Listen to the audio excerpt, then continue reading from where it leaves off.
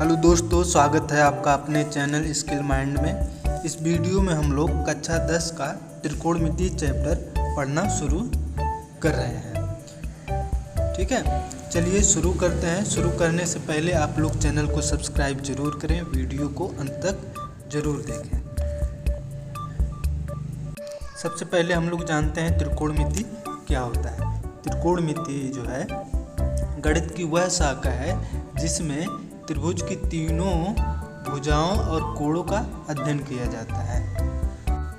त्रिभुज की तीनों भुजाओं और कोणों का अध्ययन किया जाता है। ठीक, त्रिकोणमिति शब्द 3 शब्दों से मिलकर बना है, ट्राई, गण और मेट्रो। जिसमें ट्राई का मतलब होता है 3 और गण का मतलब होता है भुजा तथा मेट्रो का अर्थ होता है माप। इसी 3 शब्दों से त्रिकोणमिति का शब्द उत्पत्ति हुई है। ठीक, अब जानते हैं समकोण त्रिभुज क्या होता है। समकोण त्रिभुज ऐसा त्रिभुज होता है जिसका एक कोण 90 अंश होता है, उसे समकोण त्रिभुज कहते हैं। जैसे दिया हुआ है, यह त्रिभुज दिया है जिसका यह कोण कितना है, 90 डिग्री है, तथा यह कोण और ये वाला कोण न्यून कोण है। ठीक, और इसमें जो है यह 90 अंश के सामने की भुजा को हम लोग कर्ण कहते हैं, तथा ये जो नीचे वाली भुजा रहती है इसको हम लोग आधार कहते हैं, और इसको जो 90 डिग्री से लंबवत होती है इसको हम लोग लंब कहते हैं। ठीक, तो इसे हम लोग कर्ण कहते हैं, इसे आधार कहते हैं, इसे लंब कहते हैं। ठीक, समकोण त्रिभुज में कर्ण जो है सबसे लंबी भुजा होती है।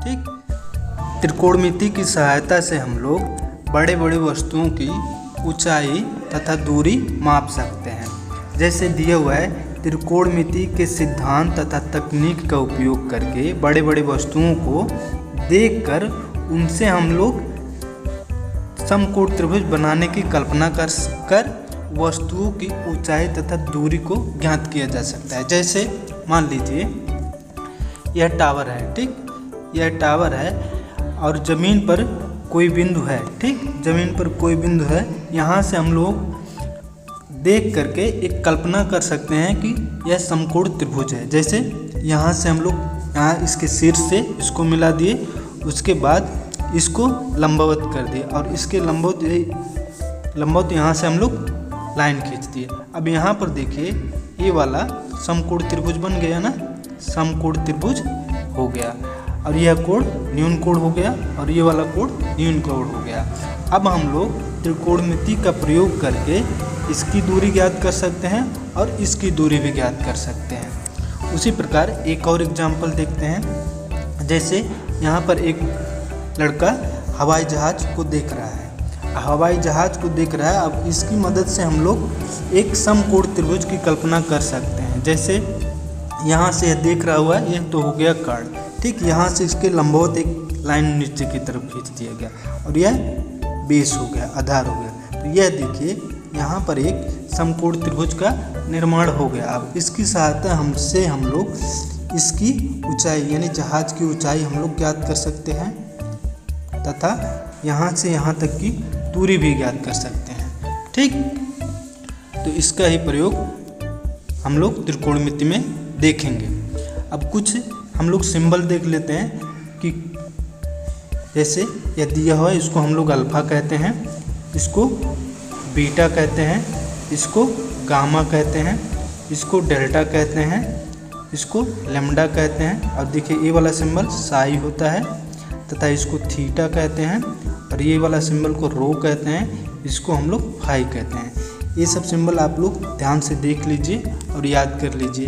ये कई जगह पूछा जाता है और त्रिकोणमिति में इसका उपयोग किया जाएगा।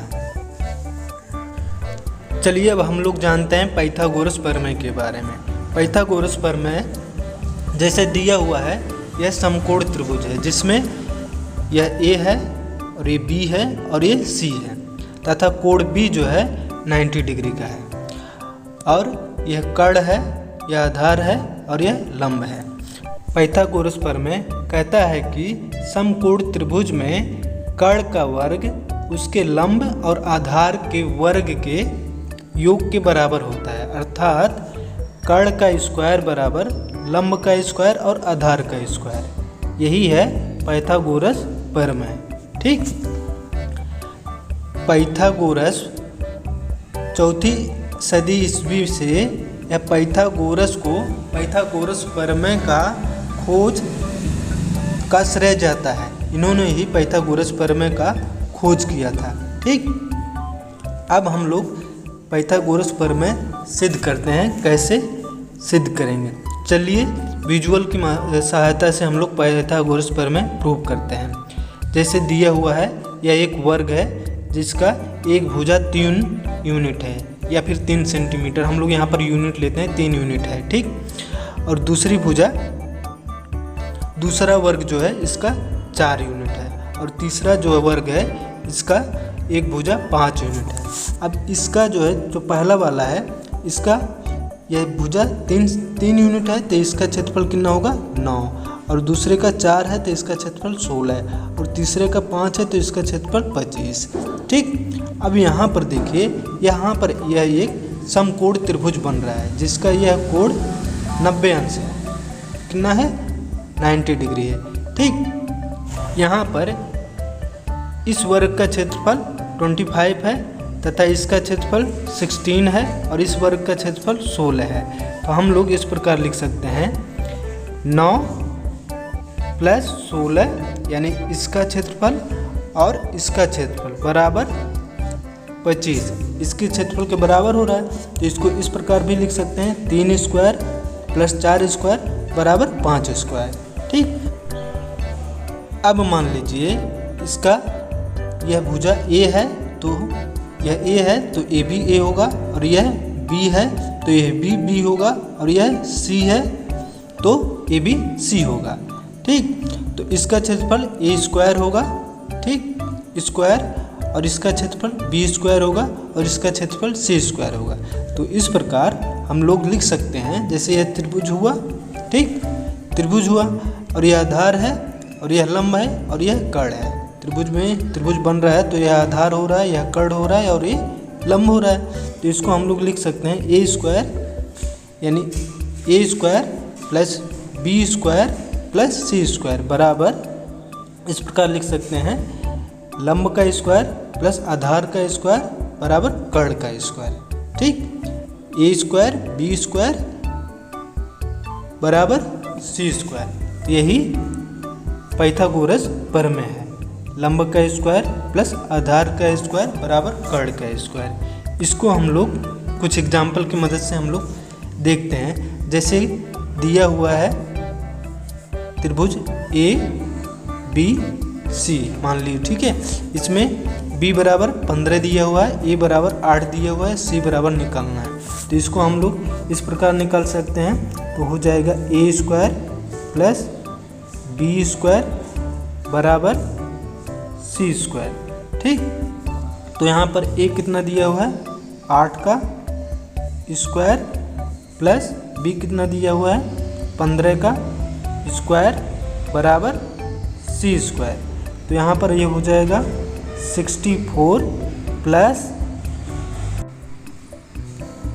225, तो यहाँ पर हो जाएगा बराबर हो गया 289। ठीक, ये हो गया C स्क्वायर बराबर, ठीक, बराबर C स्क्वायर। तो C बराबर हो जाएगा √289 बराबर हो जाएगा, बराबर हो गया 17। तो यह कितना हो गया, C बराबर 17। ठीक, अब हम लोग रियल लाइफ एप्लीकेशन जो होता है पाइथागोरस प्रमेय का वो हम लोग देखते हैं। पहला है बिल्डिंग और आर्किटेक्चर में पाइथागोरस प्रमेय का उपयोग होता है। नेविगेशन और जीपीएस में पाइथागोरस प्रमेय का यूज होता है, और गेम्स और स्पोर्ट में पाइथागोरस प्रमेय का उपयोग किया जाता है। ठीक, पाइथागोरस प्रमेय के कुछ क्वेश्चन आगे चलकर हम लोग लगाएंगे उस पे बेसिस पे, और अच्छे से तब समझ में आ जाएगा आप लोगों को। ठीक, अब हम लोग जानते हैं त्रिकोणमितीय अनुपात क्या होता है। त्रिकोणमितीय अनुपात किसी समकोण त्रिभुज की किन्हीं दो भुजाओं के अनुपात को त्रिकोणमितीय अनुपात कहते हैं। ठीक,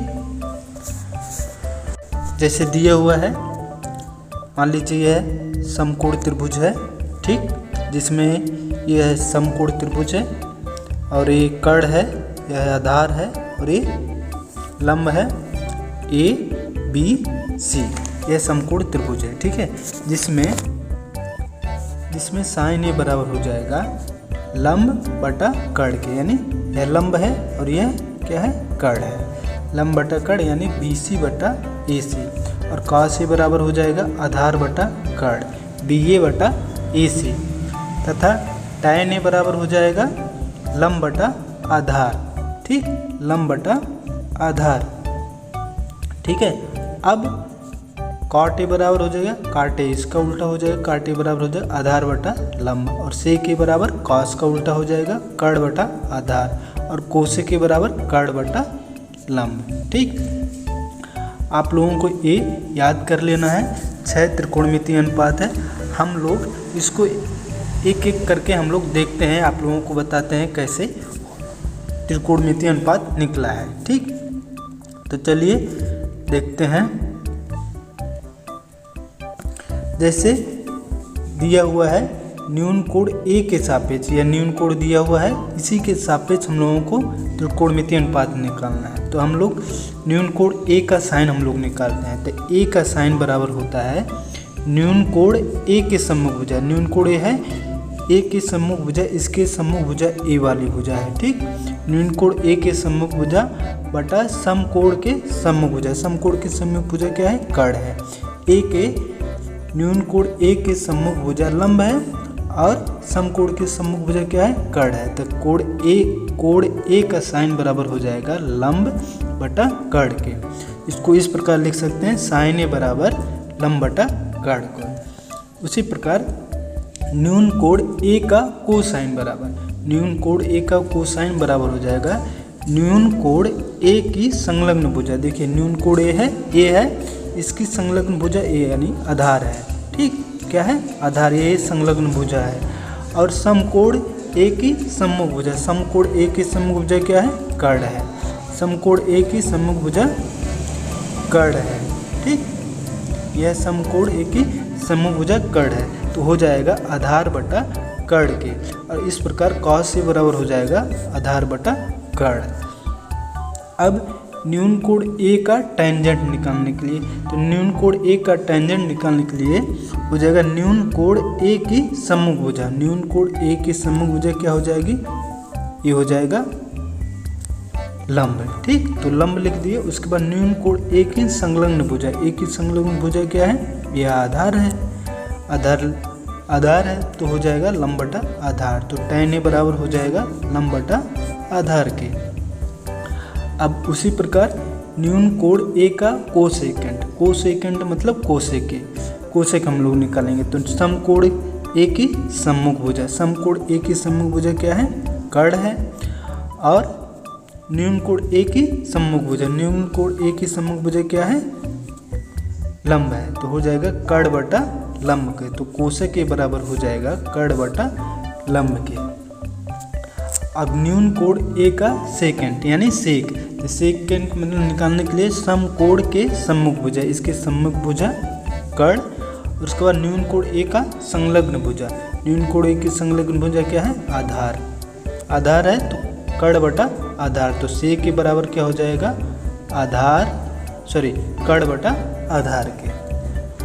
उसी प्रकार ए का कॉट टेंजेंट, कॉट टेंजेंट यानी कि कॉट ए, हम लोगों को कॉट निकालना है। ठीक है, ए का कॉट टेंजेंट बराबर हो जाएगा न्यून कोण ए की संलग्न भुजा, न्यून कोण ए की संलग्न भुजा क्या है, ये आधार है, ये न्यून कोण है और इसकी संलग्न भुजा आधार है, तथा न्यून कोण ए की सम्मुख भुजा, न्यून कोण ए की सम्मुख भुजा क्या है, लंब है, तो आधार बटा लंब। तो कॉट ए बराबर हो जाएगा आधार बटा लंब के। और अब ठीक, और अब त्रिकोणमितीय अनुपात को हम लोग इस प्रकार लिख लेते हैं। मान लीजिए दिया हुआ है त्रिभुज ABC है, ठीक, ABC है, जिसमें यह आधार है, यह कर्ण है और यह लंब है। ठीक, और यह कोण मान लीजिए थीटा है, तो यहाँ पर यह कोण थीटा है, तो इसको इस प्रकार लिख सकते हैं साइन थीटा बराबर लंब बटा कर्ण, यानी BC, यह BC है बटा AC, BC बटा AC। ठीक, और cos थीटा बराबर हो जाएगा, cos थीटा बराबर हो जाएगा आधार बटा कर्ण। आधार कितना है, आधार है BA और कर्ण कितना है, कर्ण है AC, तो हो जाएगा BA बटा AC। ठीक, तो यहाँ पर हो गया BA बटा AC। और tan थीटा बराबर हो जाएगा लंब बटा आधार। लंब कितना है, BC है। ठीक, और आधार क्या है, BA है। ठीक, तो BC बटा A। उसी प्रकार cos थीटा बराबर आधार बटा लंब, यानी BA बटा BC। sec थीटा बराबर कर्ण बटा आधार AC बटा BA, और कोसेक थीटा बराबर कर्ण बटा लंब बराबर AC बटा BC। अब हम लोग कुछ त्रिकोणमिति संबंध देख लेते हैं। कुछ त्रिकोणमिति संबंध में पहला है, जैसे साइन थीटा बराबर, जैसे दिया हुआ है sine theta into cosec theta बराबर 1। Sine theta into cosec theta बराबर 1, तो साइन थीटा बराबर क्या हो जाएगा, 1 बटा कोसेक थीटा, और कोसेक थीटा बराबर क्या हो जाएगा, 1 बटा साइन थीटा। ठीक, और नेक्स्ट है cos theta into sec theta बराबर 1, तो cos थीटा बराबर क्या हो जाएगा, 1 बटा सेक थीटा, और सेक थीटा बराबर क्या हो जाएगा, 1 बटा cos थीटा। ठीक, ये आपस में इधर चला जाएगा और ये नीचे आ जाएगा। ठीक, अब नेक्स्ट है, अगर tan theta into cot theta बराबर 1, देखिए tan theta into cot theta बराबर 1, सॉरी, अब tan theta into cot theta बराबर 1, तो tan थीटा बराबर हो जाएगा 1 बटा कॉट थीटा, और कॉट थीटा बराबर हो जाएगा 1 बटा tan थीटा। नेक्स्ट है, अब tan थीटा बराबर होता है साइन थीटा बटा कॉस थीटा, और कॉट थीटा बराबर होता है कॉस थीटा बटा साइन थीटा। यह बराबर साइन थीटा बटा कॉस थीटा, और यह कॉस थीटा बराबर साइन थीटा। ठीक।